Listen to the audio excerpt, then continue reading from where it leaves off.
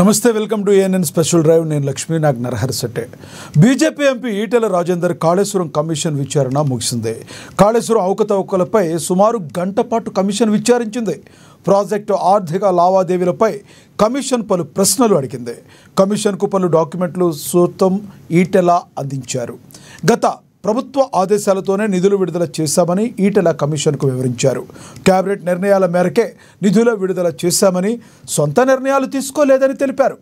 సాంకేతిక అంశాల గురించి తనకు తెలియదని కమిషన్కు ఎంపీ ఈటెల వివరించారు.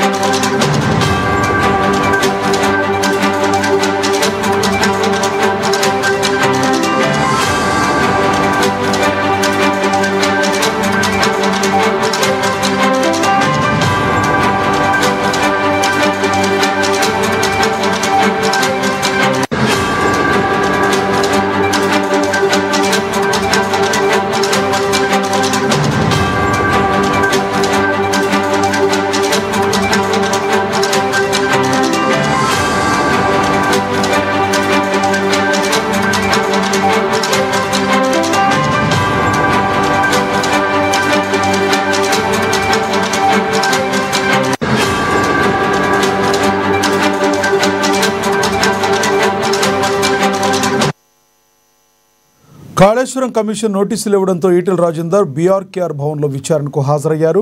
బ్యారేజీల నిర్మాణ సమయంలో అప్పటి బీఆర్ఎస్ ప్రభుత్వంలో ఈటెల ఆర్థిక మంత్రిగా పనిచేశారు. దీంతో కాళేశ్వరం ప్రాజెక్టులోని మేడిగడ్డ, అన్నారం, సుందిళ్ల బ్యారేజీల అవకతవకలపై ఈటెలను ప్రశ్నించారు. మరోవైపు బ్యారేజీలపై విచారణకు 9న మాజీ మంత్రి ఎమ్మెల్యే హరీష్ రావు, 11న మాజీ సీఎం కేసీఆర్ హాజరు కానున్నారు.